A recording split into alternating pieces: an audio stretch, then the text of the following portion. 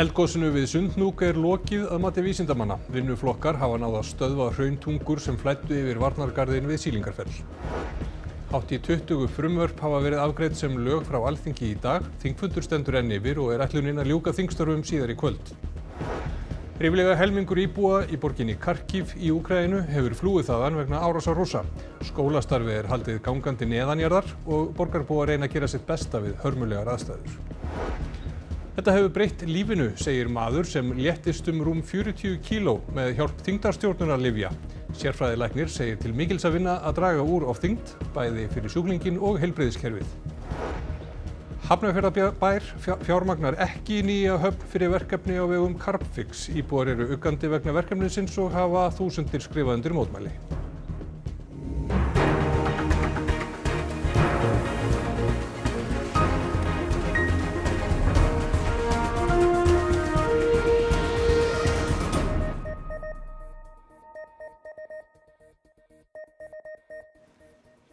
Gott kvöld. Eldgosinu við Sundhnúk virðist vera lokið og hefur almannavarnarstig verið fært af hættustigi niður á óvissustig. Þrátt fyrir það má búast við að hraun renni enn meðfram Sýlingarfelli og að varnargarðinum. Dag og nótt hafa verktakarnir við varnargarðin við Sýlingarfell barist á móti straumnum, bókstaflega. Þegar fréttastofa var á ferð í dag, rann hraun enn yfir garðinn á einum stað. Við Víðirhólm myndatökumaður erum hérna upp á varnargarðinum sem var reistur fyrir innan þennan sem nú vellur yfir og við sjáum það núna klukkan 1 að hrauntungan sem hefur verið að mjaka sér yfir garðinn komin hérna alveg upp að þessum varnargarði og kissir hann hérna aðeins og bunkast upp hægt og rólega enda hefur þessi garður aðeins verið hækkaður í nótt til öryggis. Það er ágætis gangur í þessu, við erum hérna að hækka garðinn og breyka og erum að undirbúa síðan að gera tilraun til þess að stoppa þessa tungu, að kæfa hana í rauninni bara með jarðvegi. Unnið er að því að kæla annan hraunstraum til viðbótar með vatni. Kælingin hefur gengið bara vonum framar á tunguna sem var hérna eins austar og bara við höfum ekki séð hreyfingu í henni síðast þegar ég gáði frá því snemma í morgun. Með því að koma vatninu og nægilegu vatni alveg upp af gatun eða upp sprettunni þar sem er að koma yfir, að þá hefur möguleika á því að hafa áhrif á hraunflæðið. Sverrir Haukur segir að aðstæður þurfi þó að vera réttar. Straumur hrauns þurfi til dæmis að vera lítill. Ekki sé hægt að stoppa mikið hraunstreymi og ofsahraða. Þetta er tilraunastarfsemi, en það var náttúrulega ekki þannig að við settumst niður og googluðum þetta. Markmiðið er að verja orkuverið í Svartsengi sem er í kílómeters fjarlægð frá garðinum. Veðurstofan segir í tilkynningu síðdegis að eldgosinu við Sundhnúk virðist vera lokið. Það stóð í 24 daga. Sérfræðingar veðurstofunar segja að enn megi þó búast við að hraun sem þegar hefur gusast upp úr gígnum haldi áfram að streyma hægt meðfram Sýlingarfelli norðaverðu og þar með við varnargarðinn þar sem vinnuflokkar hafa staðið í ströngu undanfarna daga. Fundur stendur enn yfir á Alþingi en ætlunin er að ljúka þingstörfum síðar í kvöld. Linda Blöndal hefur fylgst með í dag. Hvernig hefur gengið með afgreiðslu mála og lítur út fyrir að þingmenn fari jafnvel í sumarfrí í kvöld eða nótt? Já, Heiðar, með við það sem að þingmenn segja mér þá ætla þeir að klára þetta í kvöld þó að seint verði eða jafnvel fram á nótt. Það er búið að samþykkja 20 mál, eða þar að segja afgreiða þau eða samþykkja af 36. Það er búið að samþykkja stofnunum Mannréttindastofnunar Íslands sem er stórt mál og það að útvíkka listamannalaun og hækka þau. En það sem eftir er atkvæðagreiðslan söluna í Íslandsbanka og það var mikið talað traust í dag. Sami ráðherra sagði af sér vegna verulegra annmarka í tengsli við síðustu bankasölu veitir þessari ríkisstjórn nú forystu og það er ennþá til skoðunar og rannsóknar síðasta sala hjá Fjármálaeftirlitinu. Ég er ekki mótfallin sölu á Íslandsbanka síðar meir en tímasetningar og traust skiptir máli. Þannig að eftir fíaskóið við aðra sölu Íslandsbanka þá var ljóst að það þurfti að byggja upp traust, það þurfti að byggja upp trúverðugleika. Við fáum hér umboð til þess að halda áfram sölum bankans, bjóðum fram fullt samráð við stjórnarandstöðuna ef hún treysti sér í það samtal og höfum engan áhuga öðru heldur en að leggja góðan grunn að næstu skrefum í sölu bankans vegna þess að við vitum að með því að losa áfram eignarhald ríkisins í þessum banka, þá munum við geta nýtt fjármunina betur til annarra verkefna. Á í alvörunni að halda áfram að selja bankann sem búið að klúðra svo gríðarlega fyrir sölu og grafa undan öllu trausti. Alþingi í dag og það aftur að greiða atkvæði söluna í Íslandsbanka en þá líka eftir að afgreiða endur lífeyri fyrir örorkubótaþega sem breytingatillögur eru alls konar breytingatillögur á lögum en síðan sömuleiðis breytingar á lögum grásleppuveiðar sem tók dágóðan tíma hérna í gærkvöldi. En þeir ætla að klára þetta þingmennirnir og þó að það verði seint og kannski Guðni T.H. Jóhannesson nái og komi kveðja þingið eins og hann óskaði eftir, en við kveðjum hérna frá Alþingi við Austurvöll. Takk fyrir það, Linda Blöndal á Alþingi. Og við förum út í heim. Hörðustu bardagarnir í Úkraínu geisa í kringum Kharkiv, næststærstu borg landsins. Stór hluti íbúanna flúinn, en þeir sem eftir sitja eru duglegir við að finna ráð til að lifa áfram sem eðlilegustu lífi, þrátt fyrir sprengjurnar sem falla reglulega á borgina. Þessar tvær konur voru meðal þeirra 18 sem hér létust þegar stór byggingavöruverslun varð fyrir sprengjuárás miðjan dag. Уже 2 года нас бомбят, 2 с лишним года. Так что в Харькове живем, мы уже привыкли ко всему. Просто это было... Нет, никогда. Мы будем продолжать жить и делать так, как... Og hér var það stærsta prentsmiðja landsins sem var fyrir árás 7 starfsmenn létust og bækurnar, einkum skólabækur fyrir næsta haust, brunnu í tonnatali. Эмоционально я готова продолжать. Каждый человек боится. Понятно, что все мы чего-то боимся. И если бы мы были эмоционально не готовы здесь остаться, мы бы сейчас, здесь бы никого не было. Þeir reyndu mikið að ná borginni upp af stríðsins og það ljóst að Rússar ásælast enn Kharkiv, þessa næststærstu borg Úkraínu og þeir varpa reglulega sprengjum á borgina sem virðist varnar lítil gegn slíkum árásum. En þriðjungur íbúanna sem hér enn reynir samt að lifa sem eðlilegasta lífi þrátt fyrir þessa loftvarnarflautur sem glymja hér oft á dag. Já, þegar loftvarnarflauturnar glymja gott að búa í borg sem býr yfir neti neðanjarðar lesta. Hér undir jörðinni í Kharkiv skarast því hefðbundnar almenningssamgöngur nú við öllu óhefðbundnara skólastarf. Eina leiðin til að verja börnin fyrir ógninni að ofan. Звичайно, розвивати дитину треба тут безпечно, бо у нас обстановка у місті не дуже стабільна. Потому что или онлайн, или же хотя бы так. Нам, конечно, лучше же, чтобы они контактировали с детками, общение, социум нам нужен для деток, чтобы...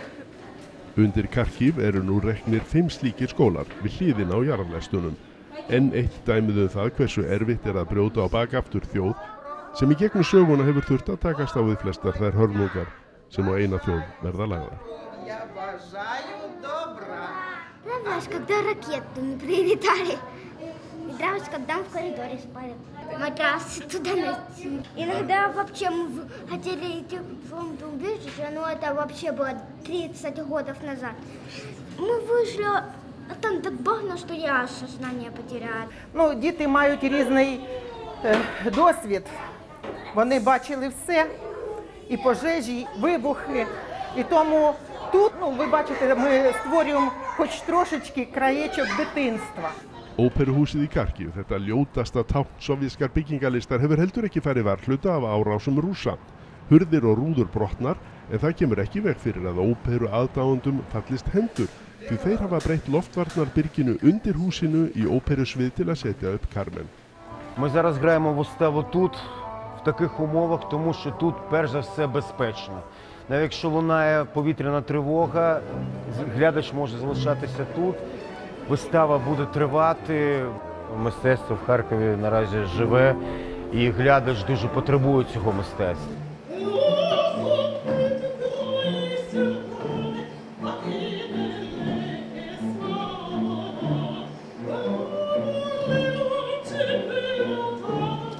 Дух поднимает, потому что если ничего не делать, можно упасть в глубокую депрессию.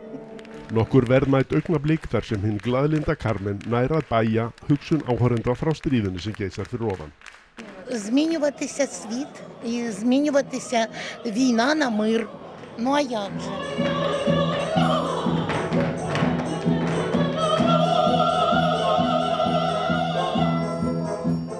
Frá Carmen í Kharkiv komu hingað heim. Foreldrar 11 ára gamals drengs frá Palestínu sem með vöðvarýrnunar sjúkdóm óttast líf hans verði fjölskyldunni vísað úr landi. Þau hafa fengið neitun íslenskra stjórnvalda alþjóðlega vernd. Yassan Tamimi ólst upp í Hebrón á Vesturbakkanum í Palestínu. Foreldrar hans sóttu alþjóðlega vernd hér á landi fyrir rúmu ári. Á leið sinni til Íslands millilentu þau á Spáni án þess að sækja vernd þar. Útlendingastofnun tók mál þeirra ekki til efnislegrar meðferðar og kærunefnd útlendingamála hefur staðfest að þeim skuli vísa til Spánar. كانت حياتنا بفلسطين كانت صعبة بالنسبة لنا وبالنسبة ليزن خاصة إنه كان بيعاني من مرض وفلسطين مثل ما بتعرفوا وضعها وضع الحرب وحتى المنظومة الصحية فيها مش قوية فاضطرينا إن نيجي لهون بسبب الحرب وبسبب إنه المنظومة الصحية مش تمام وعانى كتير كنا لما بدنا نحاول نروح على دكتور نروح على أي شيء كان كتير نواجه مشاكل. Fréttastofa ætlaði einnig að ræða við Yassan sjálfan í dag en hann hefur verið lagður inn á barnaspítalan. Hann með vöðvarýrnunar sjúkdóminn Duchenne. Hann hætti að geta gengið þegar hann var 9 ára og stóð þó ekki lengur til boða að mæta í skóla í heimalandinu. Samkvæmt vottorðum lækna hér á landi getur það reynst Yassan lífshættulegt að rof verði á heilbrigðisþjónustu. Foreldrar hans óttast að það gerist verði þau send á brott. Þá eru vísbendingar upp það og heimildir það að það geti verið erfitt fyrir þau að sækja alþjóðlega vernd á Spáni. Greining á sérstaklega viðkvæmri stöðu ábótavant á Spáni. Þannig það er fyllilega ljóst að það verður rof á þjónustunni og ég óttast það mjög mikið að það verði slit á einhverjum þáttum í þeirri þjónustu sem hann hlýtur vegna þess að hann hlýtur hér á Íslandi sérhæfðar læknisþjónustu, margra sérfræðinga, þar að með líka sjúkraþjálfara og næringafræðings og slík þjónusta mjög mikilvæg fyrir þau alvarlegu veikindi sem hann glímir við. Yassan hefur gengið í skóla í Reykjavík og fjölskyldan segir lífið hafa breyst til hins betra á Íslandi. بس أنا بدي أسأل أنا سؤال صغير. الحكومات بشكل عام كم من صدمة لازم تيجي للطفل عشان تشعر فيه وتعطيه كامل حقوقه. Duchenne samtökin, Öryrkjabandalag Íslands, einstök börn, réttur barna á flótta og ungmennaráð UNICEF hafa mótmælt brottvísun fjölskyldunar. Íslendingum sem teljast vera með offitu hefur fjölgað jafnt og þétt frá 2007 úr 20% í 27%. Hlutfall fólks í ofþyngd nánast óbreytt en hlutfall fólks í kjörþyngd hefur minnkað úr 39% í 34%. Notkun þyngdarstjórnunarlyfja hefur aukist hratt undanfarin ár. Ozempic og Wegovy eru mest notuð. Ef við berum fyrstu 5 mánuði ársins saman við undanfarin 5 ár hefur notendum fjölgað 17-falt úr ríflega 700 í rúm 12.000. Fólk með sykursýki eða alvarlega offitu fær lyfin niðurgreidd. Næstum helmingi fleiri kaupa lyfin á fullu verði. Sérfræðilæknir segir að með því að draga úr ofþyngd gæti verið hægt að koma í veg fyrir alvarlega sjúkdóma og draga úr álagi á heilbrigðiskerfið. Þegar ég byrjaði á Ozempic þá var ég 140 kíló og í dag núna 99. Sverrir byrjaði á Ozempic fyrir ári. Hann segir lyfin hafa gjörbreytt líðan sinni og heilsu. Fyrir 3 árum fæ ég heilablæðingu sem rakin til of hás blóðþrýstings en blóðþrýstingurinn eðlilegur í dag. Þyngdin náttúrulega niður 40+ kíló. Það hefur breytt bara öllu. Já, bara lífinu. Sverrir fær lyfin niðurgreidd en fólk sem ekki fær niðurgreiðslu þarf að borga 10.000 króna á mánuði. Þeir sem þurfa á þess að halda að fá þetta niðurgreitt. Því að ofþyngd og offita bara mesta heilsufarsvandamál okkar tíma. Fólk sem sannarlega þurfi á lyfjunum að halda vegna ofþyngdar geti veigrað sér við því vegna kostnaðarins. Lyfin virka ekki fyrir alla. Sum upplifa vanlíðan og uppköst eða fá alvarlegri aukaverkanir eins og til dæmis brisbólgu. Kannski aukaverkanir of miklar, kannski fólk bara hrætt við að byrja af því að þetta kostar svo mikið og er þetta þess virði. Það rosalega margt sem sem ávinnst með því að aðstoða fólk við að vinna með þyngd, ekki bara fyrir samfélagi heldur náttúrulega einstaklingin fyrst og fremst, en líka bara þessir dýru sjúkdómar, hjartasjúkdómarnir, lifrarsjúkdómarnir, sykursýkin, stoðkerfissjúkdómarnir, bólgusjúkdómarnir, þetta eru allt gríðarlega dýrir sjúkdómar fyrir heilbrigðiskerfið og heldur miklu álagi á heilbrigðiskerfið og við bara höfum ekki mannafla til þess að taka við þessari bylgju sem við erum að sjá fyrir að verði. Í fjölmiðlum og samfélagsmiðlum oft talað lyfin sem megrunarlyf og mikið gert úr því að ríka og fræga fólkið sé að nota Ozempic til að losna við nokkur kíló. Þá eru dæmi að lyfin séu misnotuð hér á landi. Ég hef alveg hitt fólk sem hefur frétt af því að ég á þessu og fólk sem bara í toppformi og segir ég þarf að redda með þessu. Að ég þarf að losna við 4 kíló. Og ég bara, nei, þú hefur ekkert með þetta að gera. Þannig ég þurfti að losna við 50-60 kíló, þú veist. Það er eðlilegt. Þá þarf ykkur að hjálpa, því ég hef búin að prófa allt. Hafnarfjarðarbær fjármagnar ekki hafnarframkvæmdir í Straumi tengdum Kóta terminalverkefninu svokallaða. Ólga meðal íbúa og hafa yfir 2000 manns skrifað undir mótmælaskjal þar sem krafist að verkefninu verði fundinn nýr staður. Kóta terminalverkefnið á vegum Carfix og miðar að því að flytja inn 3 milljónir tonn af koldíoxíði einkafyrirtækja í Evrópu og kolefnisbinda í jörðu nærri álverinu í Straumsvík. Hafnarfjarðarbær skoðaði möguleikann á því að taka lán fyrir 9 milljarða króna uppbyggingu nýrrar hafnar við Straum. Nú liggur fyrir að bænum hugnast ekki slík lántaka. Nei, fulltrúar meirihlutans að minnsta kosti hafa nú bara síðustu mánuði rætt þannig við Carfix að við sjáum ekki. Það alltaf ekki hagur Hafnarfjarðar að taka stórt lán fyrir svona stóri framkvæmdi eins og þessari og við horfum þá til annarra leiða eins og þá að fá fjárfesta að verkefninu. Og hefur það eitthvað gengið, einhver samtali í þessi stað? Það er það sem við erum að vinna í bara núna þessar vikurnar og erum í samtali bæði við Carfix og aðrir aðilar sem hafa sett sig í sambandi við okkur sem við erum að reyna að tekna það upp því að þessi stóra framkvæmd ljóst að við ætlum ekki að skuldsetja bæinn fyrir 10-15 milljarða og það er á síður að setja þetta yfir Hafnfirðinga heldur allir þá að frekar að fara þetta með þriðja aðila. Verði starfsemin að veruleika verður niðurdælingin í bakgarði vallarhverfisins. Íbúar þar eru uggandi og hafa yfir 2000 manns mótmælt staðsetningu Kóta terminal á undirskriftarlista sem er aðgengilegur á island.is.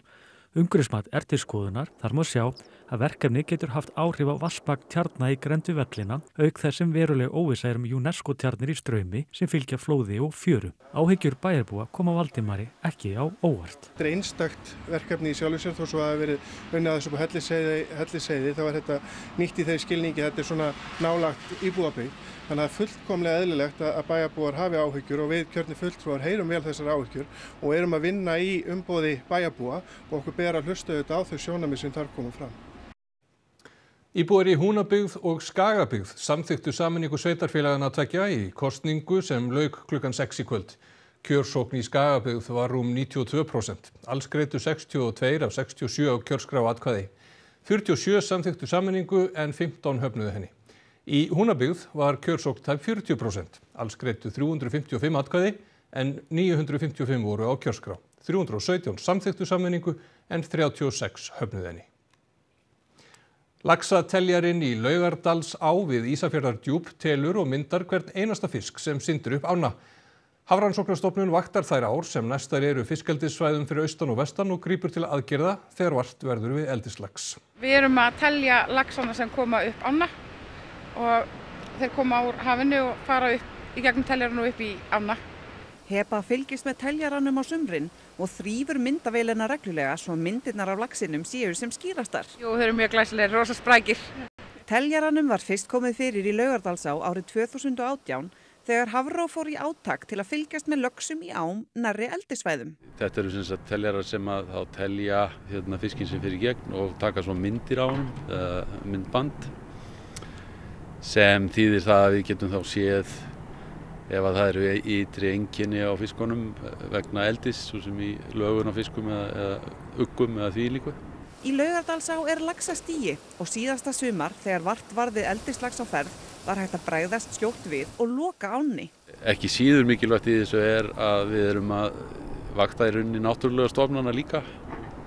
Þannig að við getum þá fylgst með hver staðan er á þeim og þá reynt að tengja saman hver gætu verið áhrifin með þann fjölda eldisfiska sem hugsanlega gangi inn og nást ekki. Þarna fá menn, svo ég segi, göngutíma á fiskum, stærðir á fiskum og fjölda náttúrulega.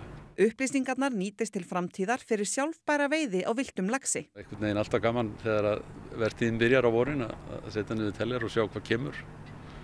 Blessunarlega eru mestar líkur á að sjá villtan lax fara teljaran. Vísindamennirnir hjá Hafró hafa þó séð ýmsa gesti fara eins og þessa sem fóru laxateljaran í Krossá á Skarðströnd. Þá ætlum við að líta til veðurs. Suðvestan 5 til 13 metrar á morgun og skúrir að mestu létt skýjað á norðaustur og austurlandi. Hiti 8 til 15 stig á deginum, hlýjast austan til. Birta Líf Kristinsdóttir veðurfræðingur fer nánar yfir horfurnar næstu daga að loknum íþróttafréttum sem Edda Sif Pálsdóttir fer okkur í kvöld. Allir 7 íslensku keppendurnir á EM í sundi sem stendur yfir í Serbíu hafa nú lokið keppni. Við heyrum í keppendum dagsins og förum yfir árangurinn. Mikið fjör var í úrvalsdeild karla í fótbolta í dag, Vestri lék í fyrsta sinn í efstu deild á heimavelli og KR mætti með nýjan þjálfara til Íslandsmeistarana í Víkinni. EM í fótbolta, Íslandsmótið í fjallahjólreiðum, staðan á skítugri signu þegar mánuður til Ólympíuleika og fleira til í íþróttafréttum hér rétt á eftir. Og þá ætlum við að rifja upp það sem var helst í þessum fréttatíma. Eldgosinu við Sundhnúk lokið að mati vísindamanna. Vinnuflokkar hafa náð að stöðva hrauntungur sem flæddu yfir varnargarðinu í Sýlingarfell. Hátt í 20 frumvörp hafa verið afgreidd sem lög frá Alþingi í dag. Þingfundur stendur enn yfir og ætlunin að ljúka þingstörfum síðar í kvöld. Ríflega helmingur íbúa í borginni Kharkiv í Úkraínu hefur flúið þaðan vegna árásar Rússa. Skólastarfi haldið gangandi neðanjarðar og borgarbúar reyna að gera sitt besta við hörmulegar aðstæður. Þetta hefur breytt lífinu, segir maður sem léttist rúm 40 kíló með hjálp þyngdarstjórnunarlyfja. Sérfræðilæknir segir til mikils að vinna að draga úr ofþyngd, bæði fyrir sjúklinginn og heilbrigðiskerfið. Þá er þessi fréttatíma enda, en við minnum á fréttir á ru.is. Við kveðjum ykkur í kvöld með þessum sumarlegu myndum. Takk fyrir samfylgdina í dag og verið sæl.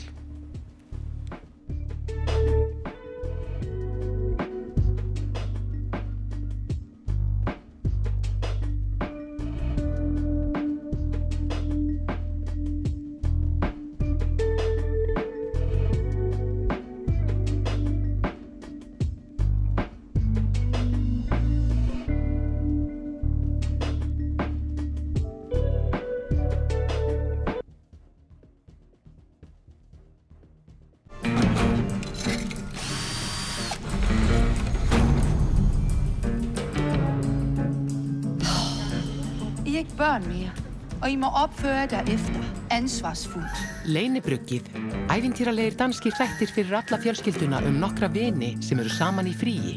Ein stúlka